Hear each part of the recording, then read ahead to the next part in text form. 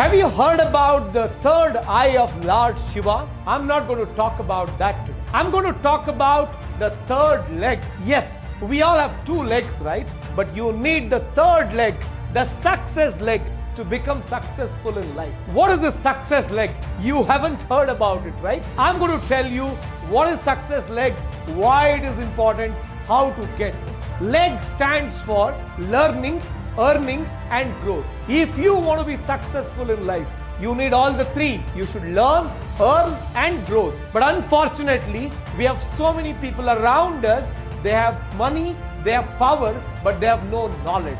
That's why they have made India an underdeveloped country. Same time, we have our poor students. They have degree, double degree, but then they have no money, they have no power. Same time, there are some people, they are able to earn money, but they have no power, they have no social status, they have no knowledge. You need to have a combination of all the three. Only then you will get that third leg, the success leg, which will make you successful in life. Do you want to acquire the third leg?